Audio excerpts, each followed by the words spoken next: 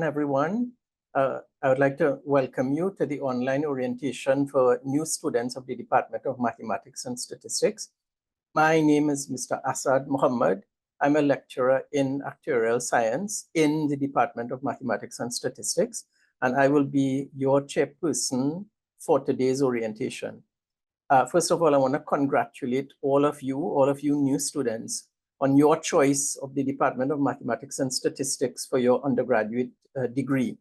The study of mathematics and statistics and actuarial science and all the other related fields, these subjects, they develop critical thinkers who are able to apply their mathematical and statistical knowledge to analyze real world data and real world problems and real world situations, which is what our society is in need of.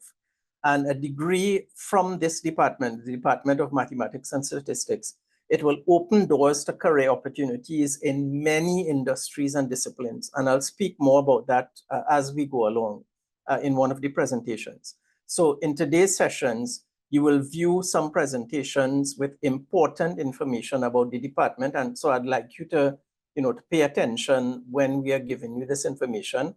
I will try as best as possible to post in the chat all important links to the various websites that have all of this information. All of those websites can be found very quickly using a Google search. And we're going to talk in these presentations about the department itself, the degrees that we offer, the career paths available to graduates, and very importantly, how to register for your first semester and what courses you should register for. And at the end of the main session, we are going to split into breakout rooms, a breakout room for each type of degree. And by now you should have an idea of what degree you would be registered for or what you're intending to do. And so you would join that breakout room, the breakout room that's relevant to your degree, and you'll be given further guidance there about what courses you'll need to register for. So before we go into all of that, we will first have some welcoming remarks by our head of department. Our head of department is Dr. Sridharo Rao Gunakala. Most people call him Dr. Rao. So I'll turn over now to Dr. Rao for some welcoming remarks on behalf of the department. So good afternoon, students. I am Sridhar Rao Gunakala, head of the Department of Mathematics and Statistics. And it is true pleasure to welcome you as you begin this exciting chapter in your academic journey. As you join our department, you are not just entering a place of learning. You are becoming a part of long-standing tradition of excellency and curiosity. Whether you focus in is pure mathematics, statistics, or actuarial science, you have chosen a path that is both challenging and rewarding. Our faculty is here to support you with their knowledge and passion. I encourage you to engage actively, participate in discussion, and make the most of the resource available to you. Remember, learning is about critical thinking and exploring new perspectives. Embrace this journey and push the boundaries of your knowledge. We are thrilled to have you with us and look forward to your contribution. Welcome to the Department of Mathematics and Statistics. Thank you. Thank you very much, Dr. Rao. I apologize for any background noise. So if you look in the chat, you'll see that I posted the web page of the Department of Mathematics and Statistics. I'll share it quickly on the screen here so you can see it. Yeah, so this is the web page of the Department of Mathematics and Statistics, and I encourage you to take some time and look at it. There's some good information on it, useful information. And of course, in this orientation session, we don't have time to go through every single thing, on these web pages, and I'll give you some more web pages shortly. So the first presentation we have is an overview of the entire department and all degrees that we offer, and that I will present that for you. So again, I'd like you to give me your attention. All right, so as I said, this is an overview of the department and all the degrees that we as a department offer. So first of all, well, you just saw Dr. Rao. This on your screen here, you will see the names of the various lecturers within the department, as well as the instructors and demonstrators. You will be meeting them as you progress through your degrees. They'll be instructing you in various courses. And on the screen now, you will see our administrative staff, the names of our administrative staff. These are the people, when you come to the department, these are the people who will be there to help you with any administrative issues, any issues with registration, and so they can try to direct you as to what to do to solve any administrative problems you have. When you enter the department, you will see our office attendants, Mr. Jason Chamaru and Mr. Isaiah Williams, and they will be the first people who will try to help you. If your problem needs escalation, they will send you to our administrative assistant, Ms. Dolores Adams Carrington, who is very knowledgeable about all regulations and procedures. And then your problem from there will be escalated even further if it needs to be. So I want to move on to the degrees that we as a department offer. Now, the first row that you see on the screen here, the BSc Mathematics Special, the BSc Actuarial Science Special, and the BSc Statistics and Economics Special. These are what we call special degrees. We also offer a BSc General degree. And the difference between special degrees and a general degree is that a special degree is much more defined and more restrictive than the general degree. The special degrees as a general description, they will prescribe every single course that a student has to do from the beginning to the end of their 3-year degree. The student will have very limited choice. For example, the actuarial science degree, there are only what we call electives, that where the student has some choice in choosing what courses they need to do. And even there's some restrictions. They can't just do any course from anywhere in the university. One of the electives, for example, must be a mathematics or statistics course. And similarly, in the mathematics special, there's a limited number of courses where the student has some choice. So the special degree, as I said, it outlines virtually every single course that the student must do from the beginning to end. And you will find that there is a concentration of study in the particular field. So for example, the BSc Mathematics Special, you will find that there are many courses in mathematics that are prescribed for the student because it's a concentrated degree in mathematics. Similarly, with the BSc Stats and Economics, you will find that the majority of courses that are prescribed are in statistics or in economics or related fields, and there's very little choice left for the student. And similarly with actuarial science.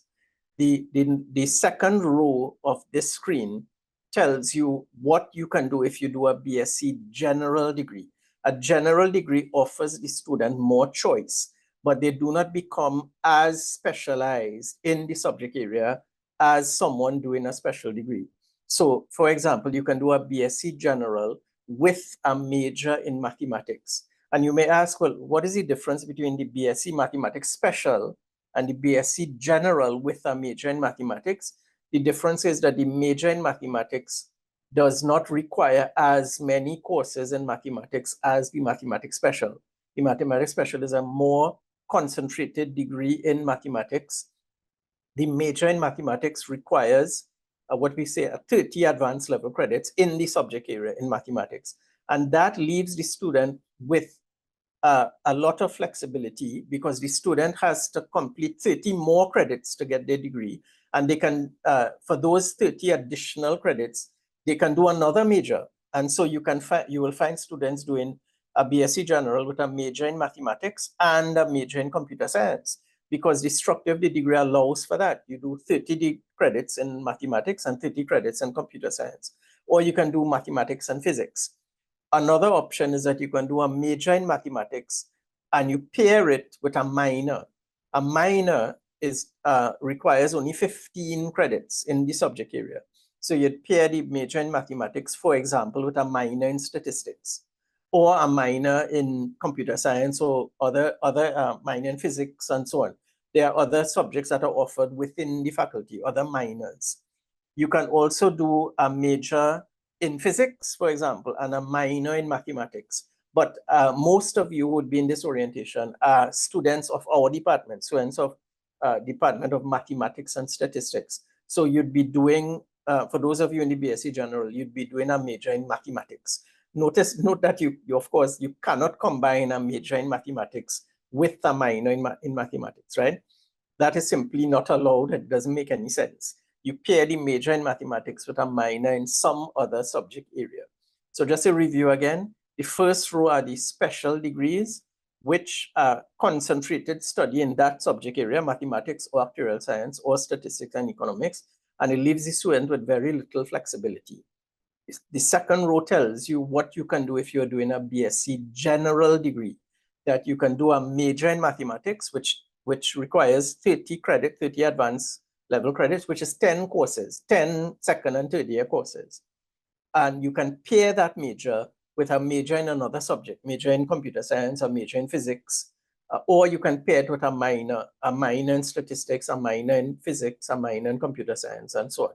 So I hope that's clear. And when we go into the breakout rooms, if you have any questions, you can get more clarity on this. But this is just a general overview. So you will notice on this slide that the department offers degrees generally in 3 subject areas: mathematics, actuarial science, and statistics and economics. So I want to look at each of these subject areas briefly. First of all, mathematics. Our degree in mathematics is a combination of pure and applied mathematics. And for those of you who did Cape Mathematics, you have an idea of what I'm talking about. Cape Pure Mathematics is just pure theory and abstract. Some of you may have done the Cape Applied Math, which is practical applications like in statistics and in fluid dynamics, mechanics, and so on. Our degree aims to develop a student who has analytical skills, not someone who just memorizes a bunch of theorems. And our degree aims to develop students who have problem-solving skills, so that when they graduate and they go out in the working world, they can work in a problem-solving environment, and they can apply their knowledge of mathematics, but also of other fields. And you'll see when we look at some of the degrees, you will see even the mathematics degrees, it requires some knowledge of computer science and other areas. So the university as a whole tries to develop students with interdisciplinary knowledge, because that's what our world today requires to solve our global challenges. We need graduates who have, yes, you must have a concentration in one area, mathematics or actuarial science or statistics and so on, but you must have a broad base of knowledge, interdisciplinary knowledge. And so our degree in mathematics is not just intended to produce someone who only knows mathematics. Now, our degree in actuarial science, what is actuarial science? Actuarial science is the application of mathematics, statistics, probability, economics, accounting, even computer science to real world financial problems, right? And I just mentioned that, we try to produce students with interdisciplinary knowledge. And the actuarial science degree is exactly a degree, it's precisely a degree that requires such a student, because it draws together knowledge from all these fields and applies them to real world financial problems. What do we mean by the financial problems?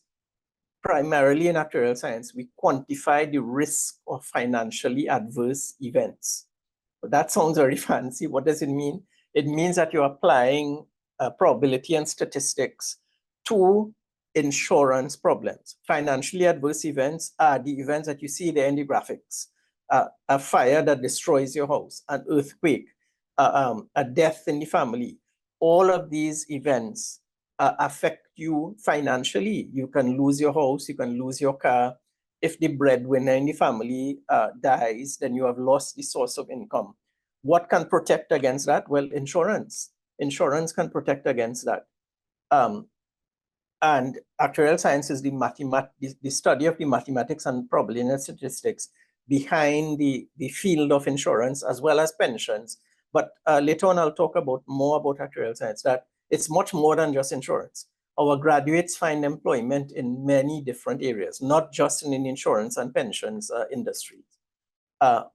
Our degree in statistics and economics, and it's a degree that requires knowledge of both statistics and economics. So our students do courses from the Department of Economics. But what is statistics? Statistics involves detecting patterns in data and being able to use that to predict, to make predictions about a population of people, or a population of any subjects, or a population of economic events and so on. So we predict the likelihood of events in this population, and we use our knowledge of that data and the inferences that we make from that data. We use that to make effective decisions. Statistics is used nowadays in the field of data science. You hear these fancy words, data science and machine learning and so on. What goes on behind the scenes of all of these areas of knowledge is the use of statistics. Our degree in statistics and economics involves the application also of statistics to the field of economics. So we produce a graduate who is able to go out into the working world and work in the field of economics and finance and so. And so that leads us to this question about that: what can I do with a math degree? What careers can I follow when I finish my degree, whether it's in mathematics, whether it's in actuarial science, whether it's in statistics and economics? First of all, do not think that a degree in mathematics only prepares you to become a teacher. And in fact, yes, teaching is one of the careers that you can follow, and it is indeed a noble and honorable profession. However, you must broaden your mind and understand that our degrees prepare you for a broad range of careers. And you see here on the screen some of them, that mathematics forms the foundation that prepares you for all of these careers. And I'll talk now about some of the specific careers, right? You see here on the screen that our degree in actuarial science, for example, prepares you to follow the traditional career path of being an actuary and working in insurance and pension. But there are alternative career paths, and in fact, many of our graduates have followed these alternative career paths in risk management, in finance, in non-traditional careers. You can also be involved in consultancy, in science and research, in banking and finance, and accountancy. But I want to look at each subject area first. So we said that our department generally offers degrees in 3 subject areas, the first of which is mathematics. And with that degree in mathematics, you can go into education as a teacher, you can get involved in banking, and we have had graduates with a degree in mathematics, not a degree in actuarial science, a degree in mathematics, who have gone on to work in the finance industry in banking. You can be a data analyst, you can be a statistical analyst, especially, if you did the degree, the major in mathematics, and you pair it with a minor in statistics, you are well qualified, you are well prepared to be a statistical analyst. You can go into mathematical modeling, into financial analysis, and many other options. If you do the degree in actuarial science, as I had mentioned, the traditional career path is to be an actuary, a professional actuary. And when we go into the breakout rooms, we can talk more about that. That requires professional examinations outside of the university. But you can follow non-traditional career paths in risk analysis as a risk consultant, in investment analysis, and many other options. With the degree in statistics and economics, well, the traditional career path, of course, is to be an economist. But again, our graduates are well prepared to follow other career paths. to be in data science, to be a risk analyst, to be a statistician, to be in business management or investment banking, and so on. Many, many other options. So don't think that the name of the degree is statistics and economics. So I have to be either a statistician or economist. It's not like that. All of the degrees offered by the university are just a springboard for your future career. And you use that degree as a foundation to move forward in life. And the career paths are many and varied. I would like to mention also that the department offers postgraduate degrees. And I know that you are new students, so you may not be thinking about this, but I'm just going to mention it, that at the end of your degree, you can apply to do a postgraduate degree, meaning a master's degree, an MSc or an MPhil. And then after that, if you are so motivated, you can do a research degree, a PhD, doing original research. And on the screen here, we have some of the areas in which our research students, our master's and PhD students, the research areas that they have followed, that they have done research in and published original research in: graph theory and number theory and mathematical modeling and biostatistics and so on, and mortality studies in actuarial science. So this is another option when you graduate. If you incline towards academic research and working in academia, this is an option for you.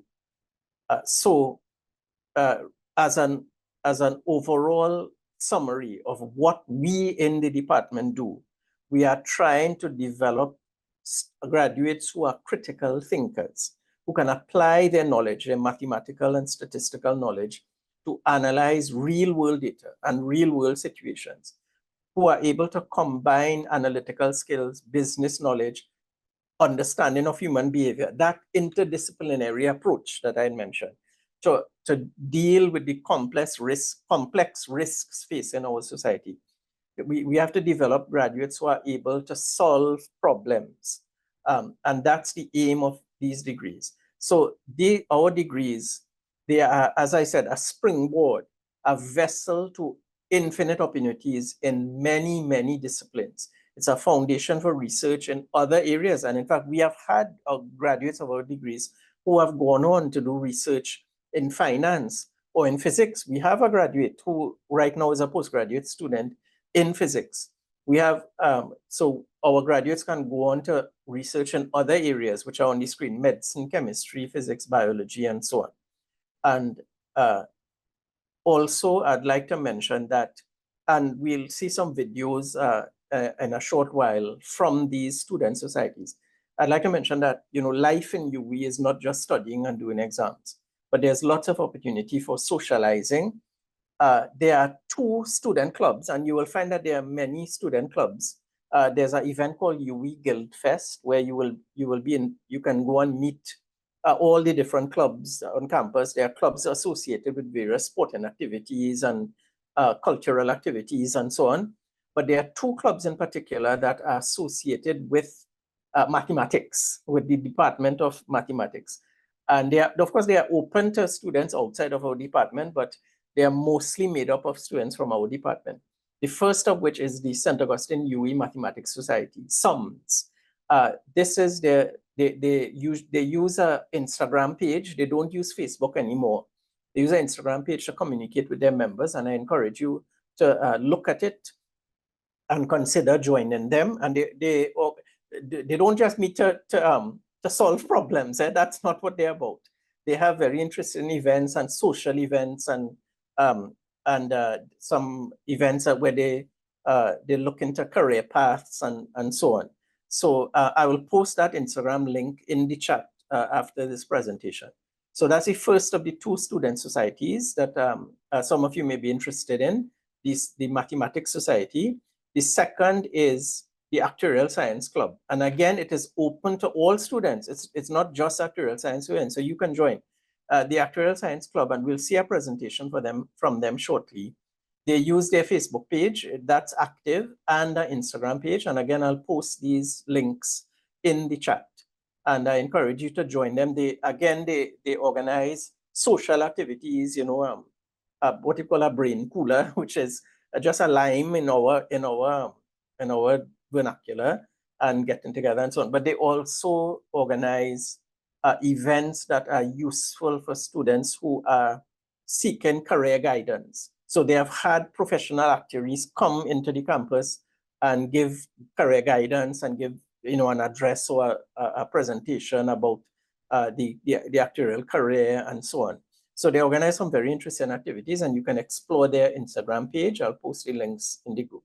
So this is the end of this presentation, a general overview of the department.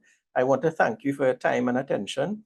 The departmental contact information is on the screen, but you can find all of the contact information on the web page, which I posted on the in the chat. Okay, so this, as I said, was a brief overview of all of the degrees offered by the department. Just excuse me 1 second, please.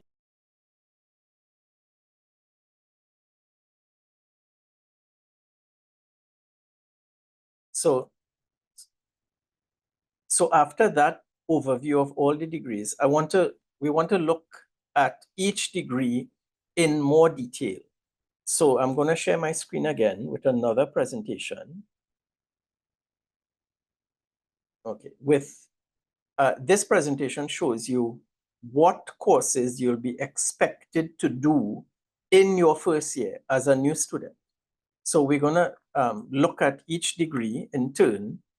So as we saw, there are 3 special degrees offered by the department: actuarial science, statistics and economics, and mathematics. And then there's the general degree, which I mentioned offers the students some more flexibility. So for all students, you have to bear in mind that if you're in the general degree, you will generally register for 12 to 15 credits per semester. But for the special degrees, you will register for 16 credits per semester. If you're a part-time degree, you have to register for 6 to 9 credits in each semester. In general, most courses are 3 credits each. There are some courses which are just 1 credit. There are some which are 2, but the majority of courses are 3 credits each. So now there's an important note. If you have at CSEC or CAPE a pass in a foreign language, right? If you have a pass in a foreign language, or let me start first. If you do not have a pass in a foreign language, you must register for a foreign language course at the Department of Language Learning, the Center for Language Learning, instead of Foundation 1101. So you replace Foundation 1101 with a foreign language course. And you can just search on Google for the Center for Language Learning, and you'll get their website, and you can see what courses are available for you. But if you do have a pass in a foreign language, either at CSEC or CAPE, but you must have in CSEC grades 1, 2, or 3, and in CAPE grades 1 to 5, or an equivalent. So if you did external exams from Cambridge or London or some other institution, you can apply for exemption, right? Now, what you'll get is exemption without credit. What that means is you don't need to do a foreign language course in UE, but you must do Foundation 1101, okay? So all students have to do either Foundation 1101 or a foreign language course. Those students who have a pass at a foreign language, any French, Spanish, whatever, at CSEC or CAPE, what you will register for is Foundation 1101. For those who do not have a pass, you register for a foreign language course from the department, the Center for Language Learning, in a language of your choice. So I want to look quickly at the courses that you would register for if you're doing the BSc Actuarial Science. Now, I'm not going to go into detail, because when we go into the breakout rooms, you will see these courses in more detail. And when you are registering for courses, and there's an online JOT form that will become available tomorrow, and I'll show it to you. It gives you guidance as to what courses you need to take. So you don't need to memorize these courses, right? I mean, it's going to come up on your screen here, but you don't need to write these down. You don't need to memorize these courses. When you're in the process of registering online, you will get guidance for these courses, right? So the Actuarial Science degree, these are the courses you need to do, and you'll see that it's 16 credits, right? I'll be aware again that last course Foundation 1101, that's if you don't have a pass in a foreign language. That's if you do have a pass in a foreign language, you'll take that course.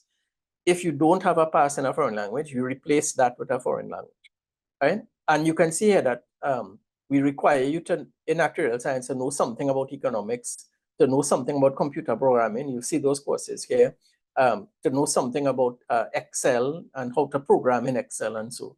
And in semester 2, these are the courses you'll do. And again, you'll see that interdisciplinary approach, that you need to know something about accounting, something again about economics, and then the mathematics courses as well as computer science again.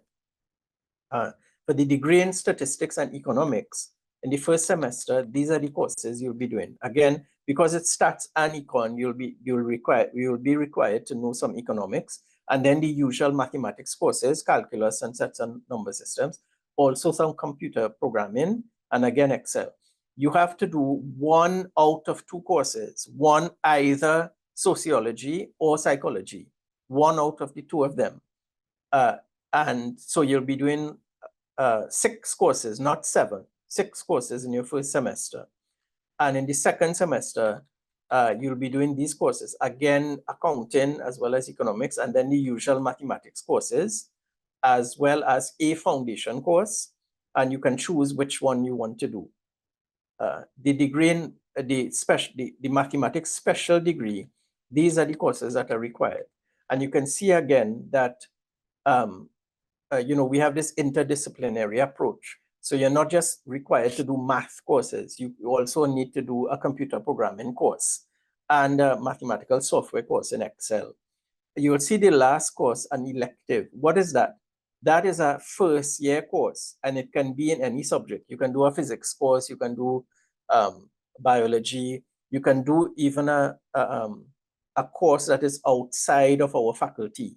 So a course from the social sciences in management and economics or something. However, you must not do a course in mathematics that is offered by another department.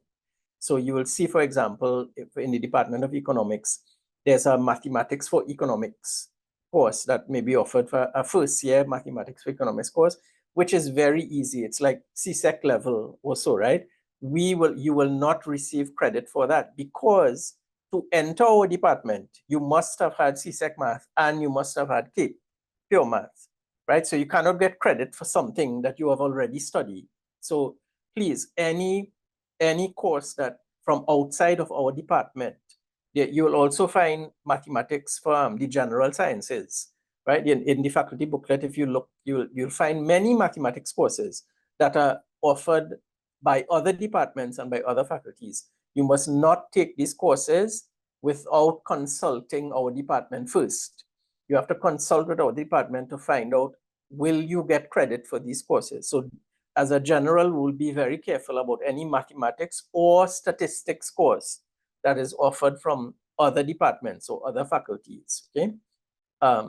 In the second semester, these are the courses you'll be doing. And again, you'll see computer programming, and you'll do a foundation course as well. Again, there's an elective, which a first year course that you are free to choose, okay? And there is a mathematics course actually that you can do as an elective, Math 1201, I believe. In the breakout rooms, the mathematics lecturers can tell you. Now, if you're in the general degree, the BSc Mathematics general degree, what courses do you do? You'll see here that you have more flexibility, which I mentioned, that the general degree gives you more flexibility than the special degrees. So you'll see here that you do the usual mathematics courses, but now you have 2 electives, so you have more choice, and you can choose, any 2 first year courses that are allowed that you can to do here in this first semester. And in the second semester, again, you'll have 2 electives in addition to the usual mathematics courses.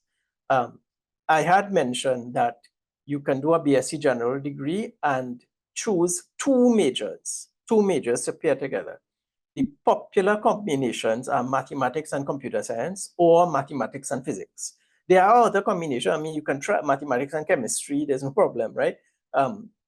Mathematics and biology, right? But these tend to be the most popular combinations. So we'll just look through these briefly. If you're doing math and computer science, you have to be careful to make sure to do all the courses required by the Department of Mathematics and Statistics and the courses offered by the Department of Computer Science. So we give some guidance here as to how to do that balance, how to make sure you're fulfilling both requirements. Again, all of this information will be is actually provided to you online, and I'll show you where, right? So you'll see here that you need to combine the math courses with the computer science courses, okay, in first semester as well as in the second semester in order to complete the requirements for the two majors.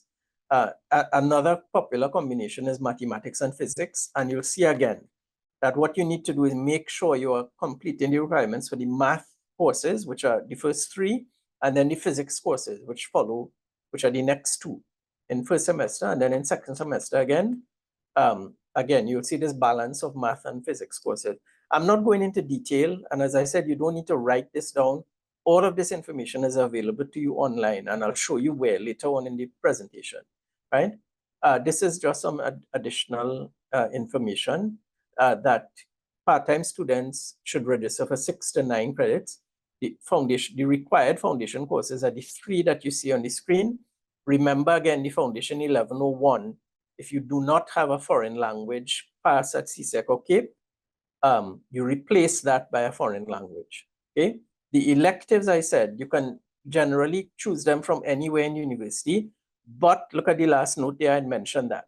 Students, any courses in mathematics outside of the department, you must consult with our department first, because you may not receive credit for it, right? Our various degrees require different numbers of total credits. So on this screen here, you'll see that the BSc in Actuarial Science requires the most because of the interdisciplinary nature. The Stats and Econ requires the next most, 98. The Mathematics Special requires 95 in all, and the BSc General Major requires 93 in all. You'll see that all of them require 60 level 2 or 3 credits, meaning year 2 and year 3, it's the same requirement for all. The difference is in the first year credits, right? That's what makes it the difference. But everyone, whatever degree you're doing, you need to do 60 level 2 or 3 credits, which is 20 courses, okay? The questions we'll leave until the end, right? And for the breakout rooms as well. So I know that was a lot of information very quickly, right? There was a lot of information that I threw at you very, very quickly. So, and I kept mentioning that a lot of this information is available online. So I just want to show you, where can you get all of this information online? Well, let me share my screen. Google is your friend, right? Google, all you do is this. If you, all that information that I just shared with you, go on Google and search for this, UWI faculty booklet, right? UWI faculty booklet, just search for that. And the first link you should get is this, the faculty booklet archive. And if you click on that, you will find here faculty booklets for all faculties, for all the faculties. So our faculty is the Faculty of Science and Technology. Now, what it has here is last year's faculty booklet. This will be updated shortly to include 2024-25. But the information in last year's book will be almost the same. So if you click here, what will open up is a PDF. What will open up is a PDF with this document, the Faculty of Science and Technology undergraduate handbook. And you should download this and keep it on your phone, please. It has all the information I just gave you, all the courses required, course descriptions, the number of credits are required, all the faculty regulations. It's a lot, but you should take your time. You see here, it's 244 pages. Don't get intimidated. Don't get scared. You don't need to read every single thing. You know, you don't need to read the section on Department of Chemistry and Department of Biology, and if you're not interested in that, but you should definitely read the section, the Department of Mathematics and Statistics. Okay, so that's where you can get a lot of the information that I just mentioned, that I just bombarded you with. Okay, all right. Now you can post questions in the chat as we go along if you have questions, and we'll try to answer them. Okay, all right. So I want to move on to the topic of extra help that you may need. Now, your lecturers are very capable. While they are delivering the course to you, they will, of course, answer questions on the course material, but some students require some additional help besides that. So where can you turn to if you need more help? The Department of Mathematics and Statistics has established a Mathematics Help Center to provide assistance to students in courses with mathematical content or statistical content. And I'll show you the web page now. Just give me 1 second.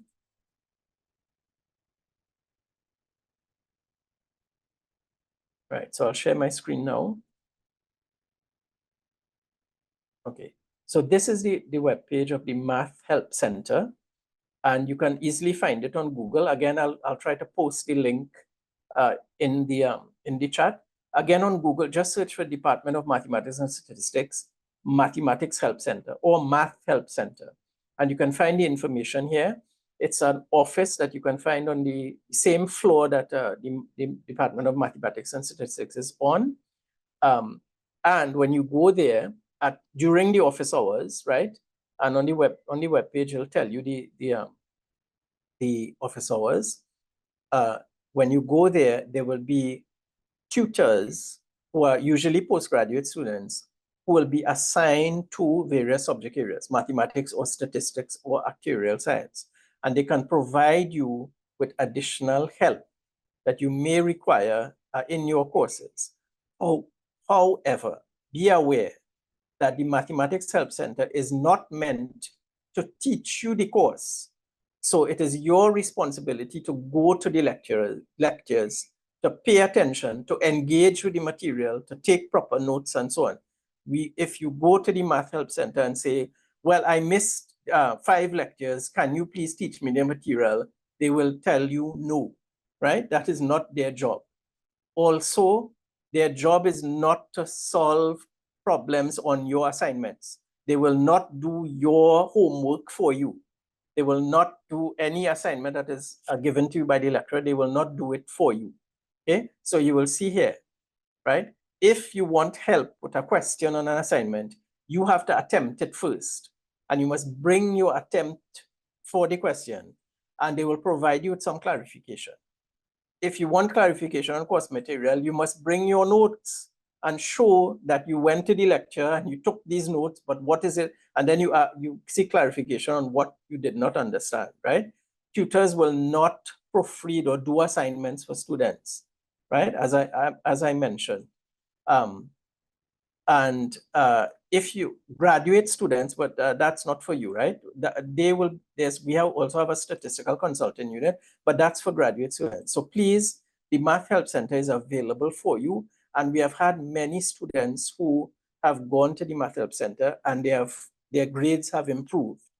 And we encourage you, please, to visit the Math Help Center. Don't wait until the week before final exams. Please engage with the Math Help Center from the beginning of the semester whenever you are having problems, and try to get clarification for anything that you do not understand. The resources are there for you, and we encourage you to use them. So that's the Math Help Center. Moving on from that, I'd like to mention how do you provide feedback to the department on problems or issues with a particular course, right? You may want to communicate with the head of department or others about problems you're having within a certain course. The department has established a committee called the Staff Student Liaison Committee for this purpose. So how does it work? For each course that the department offers, each of your courses, the class will appoint a class representative. And twice for the semester, all the class representatives will have a meeting in the Department of Mathematics and Statistics where they will report on each course, on any problems that they are facing within each course. So if you're having issues with how the course is delivered, if you're having issues with the facilities, that the air conditioner is not working and so on, all of these problems can be raised in the Staff Student Liaison Committee. The department is dedicated to addressing these problems. I have seen myself that when these problems are reported, that actions are taken to remedy them, and the students have responded positively to the actions that we have taken. Okay, I'm seeing some questions in the chat which we'll get to. Okay, because of the limited time, I'm trying to get through. I know it's a lot of information. One of the questions students may have is, how do I know where do I go for my classes? What lectures do I have to go to, and so on, right? It's not like high school where many of you you stayed in one classroom and your teachers would come to you and so on. It's not like that. Lectures in UWA are spread out in many different buildings and many different classrooms. But not only that, for some courses, you have tutorials and you need to go to those tutorials as well. All of it you will find on the timetable, the online timetable. So again, I'm going to share my screen to show you what is how do you find your timetable, right? And how do you read it, right? Because there's a lot of information on the timetable. Okay, so I'm gonna share my screen again here.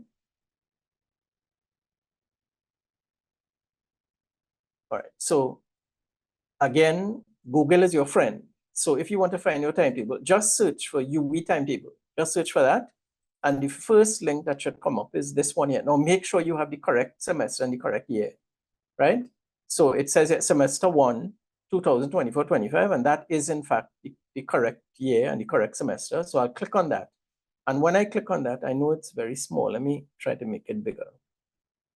Right, you will find here every course offered by university in the first semester. So most of you, or all of you in fact, should be doing this course, Math 1142, Calculus 1. So you click on that, and what will open up is a PDF, which is here, right? And this will have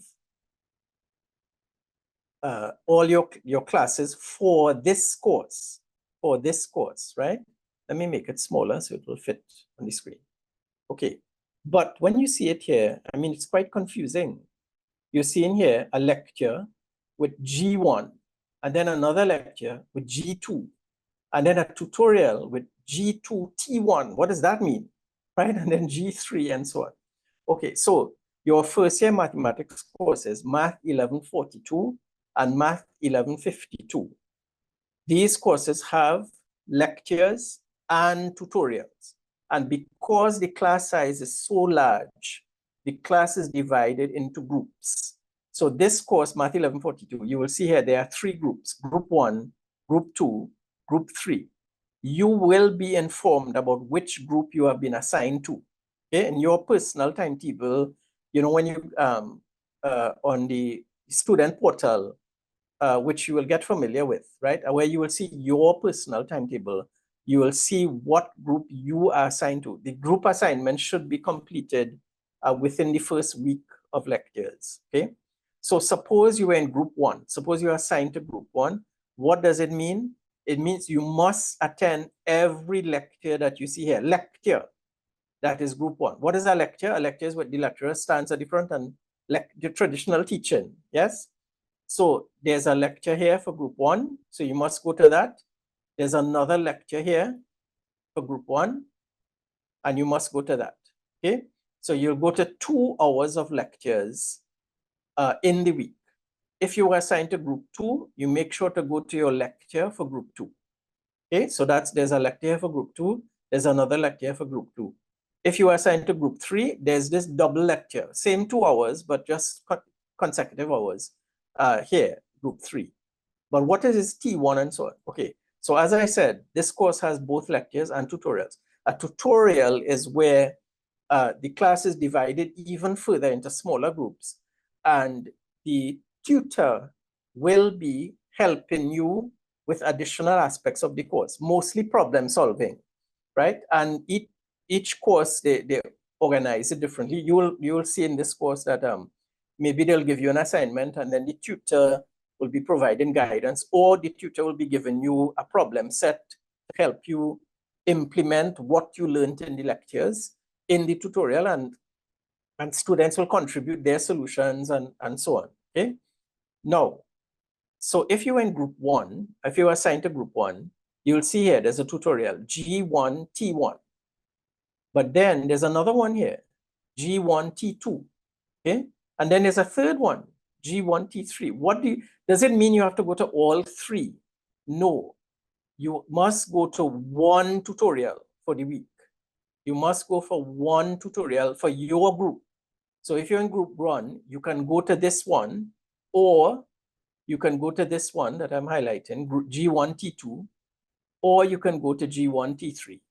And similarly, if you're in group 2, you will find that there's a tutorial here, group 2, pardon me. There's a tutorial here, there's a tutorial here, and there should be another one, which I'm looking for, okay, right? And similarly, group 3 will have 3 tutorials. It doesn't mean you go to all 3 tutorials, you go to one. Be careful.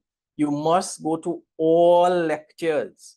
You go to one tutorial, but you go to all lectures, right? There have been students who said, well, I went to this lecture, and so I'm done for the entire week. No, there's another lecture that you have to go to, okay? So that's how you read the timetable.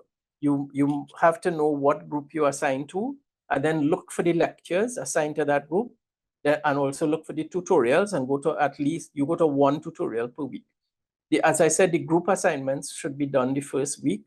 There will be students who, when they're assigned to a group, it's very difficult for them to go to that time because of the arrangement of times in the timetable or some pressing circumstance. You will be able to request a change in your grouping, to switch from one group to another. During that first or second week of the semester, you come to the department and there'll be a form where you can request a change from one group to another. Please, however, please only ask to change a group for a valid reason, because the groupings are meant, to produce uniform class sizes, and we cannot have students just switching from one group to another haphazardly. It causes chaos in the system. So please do not come and say, well, sir, I want to change to group 2 because my girlfriend is in group 2 or my boyfriend is in group 2. That is not a valid reason, yes? It has to be something serious that, it's just really impossible for you to make that time and so on, okay? So please don't come for frivolous reasons, because the whole process of assigning students to groups is, it's a little complex, and it's quite tedious, and it causes a lot of problems if we have many students asking to switch from one to another, okay? So that's the groupings and how to read your timetable. Okay, so you've been listening to me for an extended time, right? So I need a break, and you need a break from me, from listening to me. So we want to hear from some students like yourselves. So I had previously mentioned 2 clubs which are associated, with the department, meaning that the clubs they were formed to bring students together who are interested in certain subjects. So we had the St. Augustine UWI Mathematical Society, and we have the Actuarial Science Club, those 2 clubs. We are now going to look at some video presentations. The first one will be from the Actuarial Science Club, and then immediately after, you will see a very short video presentation by SUMS, the St. Augustine UWI Mathematical Society. So I'm going to turn over to our IT, our very efficient and capable IT department, who will queue up those videos to be shown, okay? So take it away, Asanya.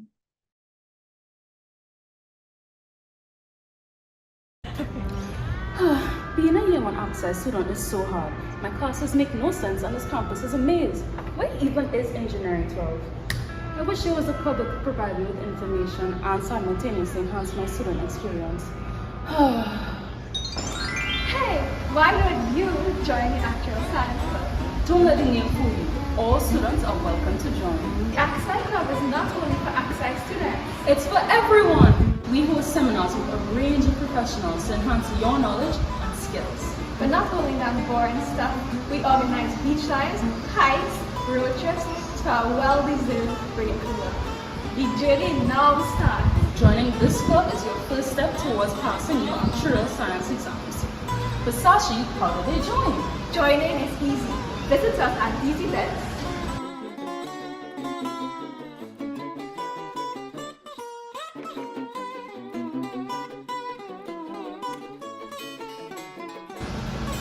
Or you can scan these QR codes to register.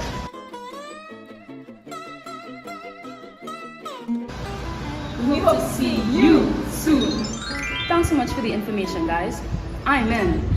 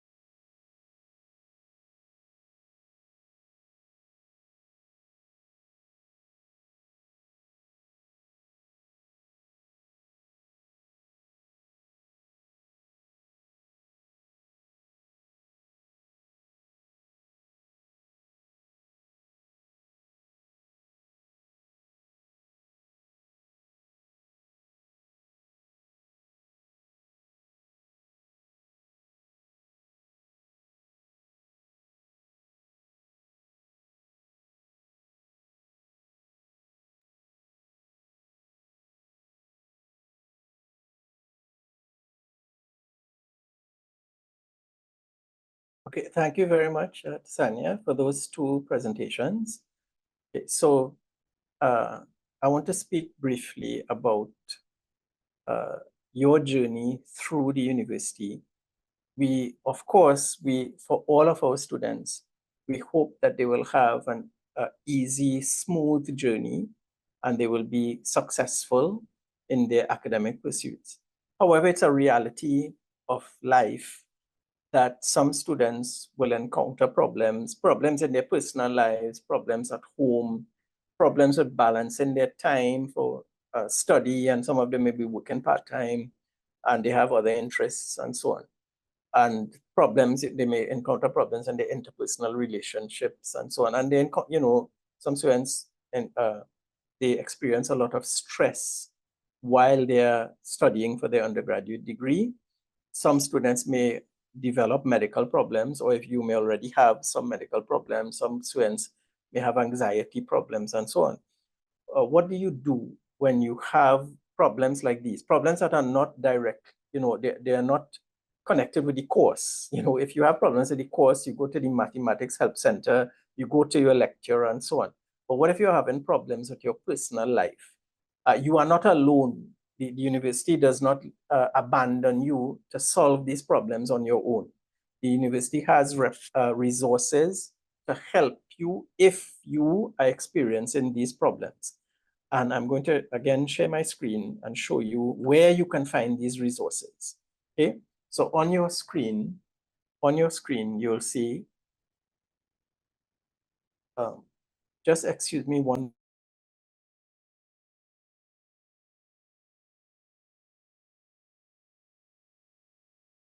Okay, on your screen, you'll see the web page of the Division of Student Services and Development. And again, I'll post this web page in the chat. So this is a department that offers help to students, as I said, with their personal issues and so on. On the right here, you will see links to their various departments. If you are having problems, you need someone to talk to, you need some counseling because of your personal problems, I really encourage you to go to this department where my cursor is, counseling and psychological services. They offer counseling. They will have a qualified counselor to talk to you. There's a qualified psychologist as well. And their services are completely confidential. No one will know that you have gone to them to seek help from them. No lecturer is ever informed. The administration of the university doesn't know, and so on. So you will go there with complete confidence, right? They even offer some advice on financial issues, how to try to get funding and so on. But I really do encourage you to visit this website, and especially if you're having personal problems, and so to go to their counseling and psychological services. There's also, if you have medical problems, of course you seek medical help from a medical professional. But if you have an ongoing medical problem, then you should go to this department, Student Life and Development. And I'm going to click on it here. Student Life and Development. If you have an ongoing disability or medical condition, I strongly advise you to go to them. And they provide support for students with these issues. They provide support for students with these issues, including special accommodations. If you have some disability, and so you can get certain accommodations for examinations and so on. Okay, so I'll post these links in the chat shortly. Now, again, this.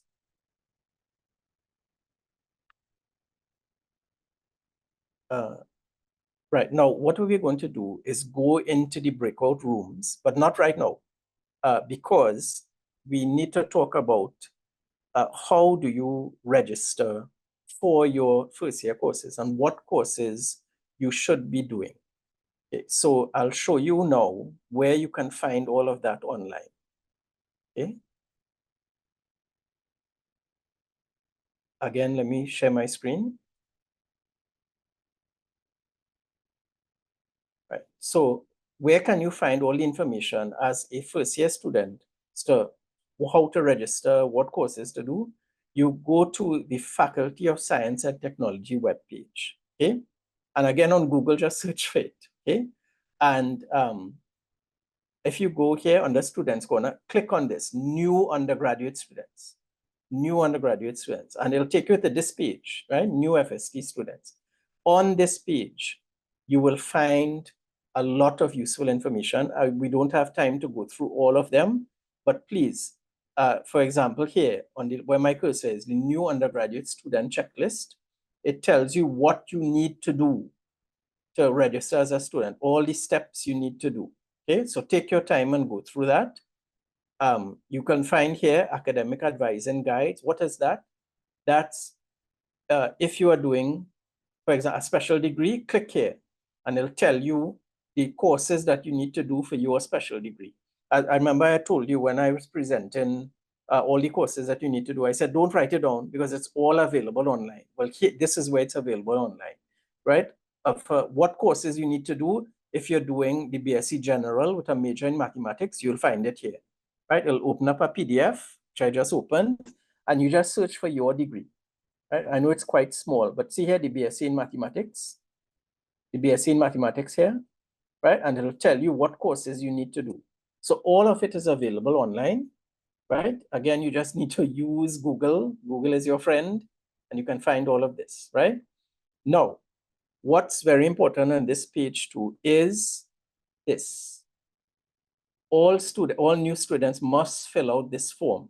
But if you click on it now, nothing will happen because it will be open tomorrow on the 16th of August at 1 p.m.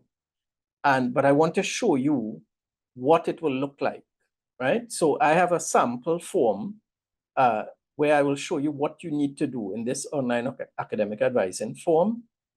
Let me get it here. Sorry, not this one. Just give me 1 second, please.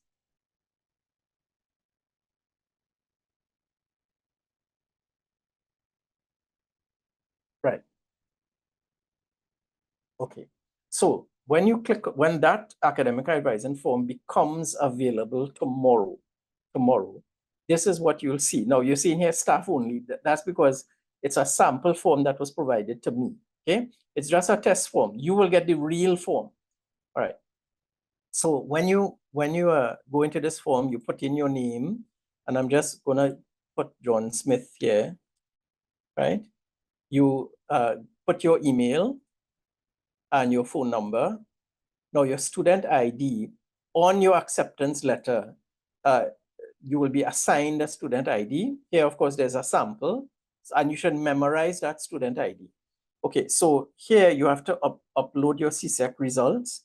What I am going to do is just upload a PDF file, right? With it's not CSEC results, but I have to upload something for it to work, right? So I uploaded the academic calendar. Here you say, well, when you're applying, what qualifications are you using? Most of you would have done CAPE. Some of you would have done pre-science N1. Some of you would have done a diploma from, some institute like SBCS or some external institute, and you're using that as your entry qualifications. So you need to click on the correct one. So for example, CAPE, if I say I'm applying with CAPE, it will ask you to upload your CAPE certificate. Again, I'm just going to upload a fake document, right, just to make it work. So you upload your CAPE certificate, and then you click on next. And here you will see the acceptance letter, which will be for you, right? So for this student, this sample student, it'll tell you exactly what degree you are accepted into. Now, you may want to change your degree. I'll tell you what to do in that case. Don't worry. I'll tell you what to do. And you'll see the acceptance letter, which a lot of you should have received already. It'll give you your student ID number, and it'll give you some other important information, right? You have to upload your acceptance letter, which you were given, which was, your personal acceptance letter. Again, I'm just going to upload a fake file here, right? And then you have to say, well, what program were you offered, right? So let's just use actuarial science as an example, that I was accepted into actuarial science. And then you have to, were you accepted as a full-time or part-time? I'm going to say full-time. And then you go next. Now, I kept mentioning that you don't need to memorize what courses you have to do, because again, it's available online. And when you are in the process of filling out this form, it provides a reminder. So you see here, the BSc in Actuarial Science, it brings up this as a reminder of what you need to do, right? And it gives you this reminder that you need to do either Foundation 1101 or a foreign language, right? If you didn't have a foreign language pass at CSEC. It also gives you this useful information that, some degrees require first-year electives, which I said were basically any first-year course. It gives you a list here of useful first-year courses that you can do as an elective. For actuarial science, no, there's no elective, but it still gives you this. It gives you this important note here as a reminder, remember about the foreign language. Right, so now we're going to input the courses that we have to complete in semester 1. Well, what you do is this. For actuarial science, it's easy because it tells you exactly what you need to do. So you're going to input these course codes, right? So I'm going to input Comp 1601 and Math 1142 and Math 1152 and Math 1192, I think, and Econ, right? And let's say Foundation, right? And so, and folks, oh, what happened there? I don't know, right? And you put the course title here, computer programming. I'm just going, just because of time, I'm just going to enter some random letters here, right? Make sure, of course, you do it correctly, please, right? I'm just doing this to save time. And then you say next, and you click here that, yes, you want to accept your offer, or no, you want to change, right? Right, now, you see here that you want to change. Okay. All right, so if you are satisfied with the degree that was offered to you, you were offered actuarial science, you are satisfied with that, click on that. I wish to accept my offer. You are offered a BSc Mathematics Special. You are happy with that, click on that. Some students will want to change the degree that they're being offered. You will click here, right? And here I can change to, let's say, mathematics special, right? You have to give some valid reason, right? So give here a reason. I'm just writing that. Okay, no, this is a request to change your degree. It will still be a degree within the Department of Mathematics and Statistics, but you're going to change, say, from actuarial science and mathematics, or from mathematics to stats and econ, or from stats and econ to something, and so on. Be aware that this is a request to change your degree. It is not a guarantee that your degree will be changed. The head of department will review the requests, and depending on various factors, for example, your CAPE grades and so on, your request may or may not be accepted, okay? Be aware that, for example, the actuarial science degree requires certain grades at CAPE level, right? So we don't accept everyone. There may be other considerations. So please, it's a request for a change of degree. It is not automatic. So please don't think that it is automatic. Also, the request for the change of degree, I have been informed by the IT people that that request will be available to you only until 3 p.m. tomorrow. Until 3 p.m. tomorrow. So when it's going to open up, I think at 1 p.m. And this option to change your offer is only going to be available until 3 p.m. So please, those of you who already have decided you want to change your degree option, please log in on time and make your request for a change of degree, right? And then you complete here, okay? So that's the JOT form that's available online for academic advice, and that all of you must complete. All of you must complete, okay? So now we're going to, let me stop sharing. Okay, I will put, all the various websites, and so I will post in the chat at some point. But right now we want to go into the breakout rooms. Now the breakout rooms, we have 4 breakout rooms for the 4 degrees that we offer. So when Tasania activates the breakout rooms, you go to the breakout room that is relevant to you.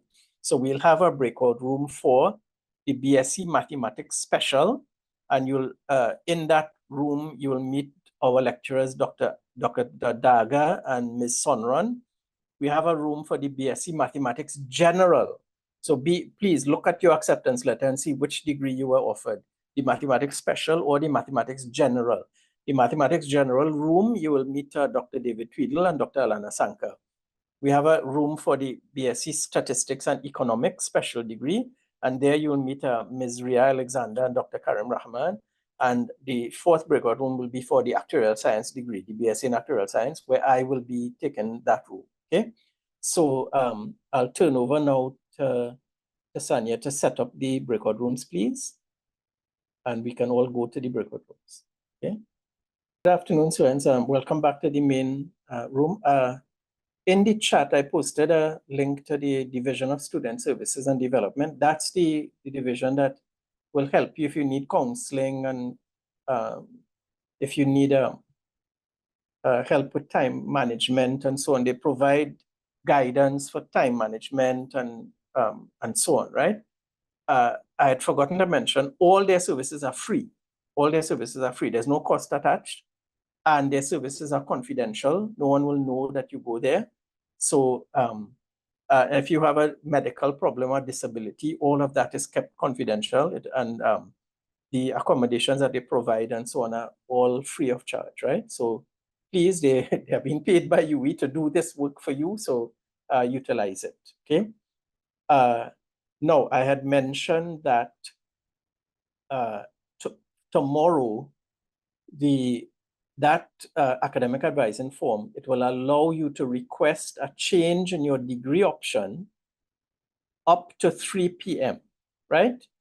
So what if you later on in the semester, what if you decided to stay with your degree that you were offered, and then later on in the semester, you decide you want to change from, say, BSc Stats Econ to BSc Mathematics, or one to the other, right? You want to change within the department, right? to another major or another subject area. What do you do if it happens later on in the semester? I will show you quickly now. I'll share my screen. Okay, and I'll send you the link for this page, right? It's in the Faculty of Science and Technology, their webpage. You can find it. If you go under Students Corner, you go to Student Forms, right? And there's a form here, this one here, where my cursor is, FST change in degree option, okay? If I click on it, you'll see. It'll give you instructions here. I do want to point out something though, that if you don't request a change in option, you will have to wait and you'll have to complete the entire semester, right? New first-time students cannot change their degree option in their first semester, except for tomorrow. Up to 3 p.m. you can request. But after that, for new first-year students, you have to complete the first semester and then apply at the beginning of semester 2 using this form, using this online form, okay? So I'm gonna post this in the chat, this web page. I'm gonna post it in the chat, right? Here. Oh no, it's not copying. Sorry about that. Let me try again. Right. These are student forms. Okay. So let me just make that clear again. Tomorrow, in the academic advising form, you have the option to request, and again, I reiterate, it is not guaranteed. It's a request to change your degree option up until 3 p.m. If you miss that, or if you decide halfway through the semester you want to change your degree, you'll have to complete the first semester, and then with this student form that I just showed you, you can apply for a change in degree option, okay? Now, there's an announcement we want to make. The department is offering a free boot camp, meaning a short course in pre-calculus and pre-algebra. It's completely optional, it's not mandatory. But what we have found is that some students, in the transition from high school to university, there's some difficulty, and they find that the level of difficulty is it has suddenly jumped. It has suddenly jumped up, a certain number of degrees, right? So we are going to offer a boot camp in calculus and algebra, pre-calculus and pre-algebra, just to provide a refresher in calculus and algebra and maybe help you prepare for our level 1 courses in calculus and algebra. It is not mandatory. It is meant to bridge, the gap between CAPE and our first-year courses. Students, it will be 2 hours per day for 1 week, 5 days.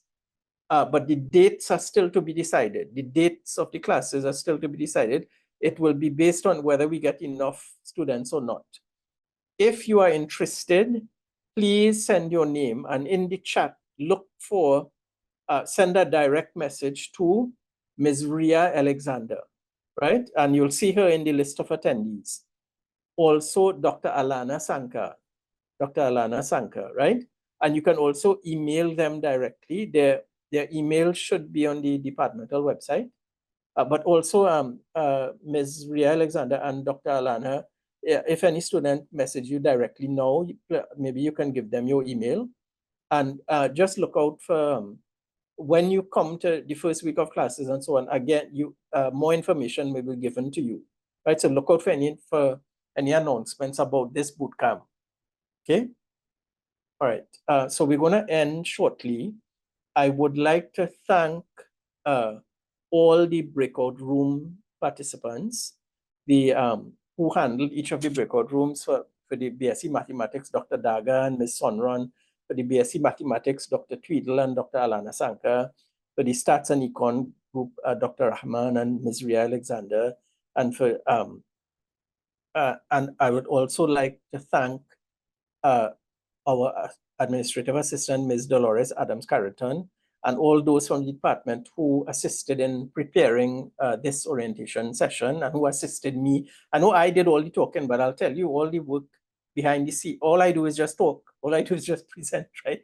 But all the work behind the scenes is from other people within the department. I see Dr. Alana Sanka has posted her email. So if you're interested in that bootcamp, please copy that email and send an email to her, please. So we'll have an idea of how many students are interested, okay? I'd like to thank the IT, the information technology team who set up the Zoom meeting and were handling the videos and all of that. I know Tasania, every year Tasania helps us out with this, and everyone else from that department who assisted. And finally, I want to thank you, the students, for your time and your attention. And I know in the actuarial science breakout room, we had some very good questions, very relevant questions. And so I thank you for your questions, for your attention. And I do hope that you will have a successful and fruitful journey, an academic journey in these years that you are in UE, and I do hope that in this journey we will follow this path together, meaning that you are not alone. You are not walking this path alone, but we as a department, we the lecturers and instructors and tutors and all of that, we are walking that same path with you because we are concerned, we care about your future and about your success, right? So with that, I'll end with best wishes for you and welcome again to the Department of Mathematics and Statistics, and welcome to the university as a whole. And I do hope to see you in person during the semester, right? So thanks again to all of you and have a good day.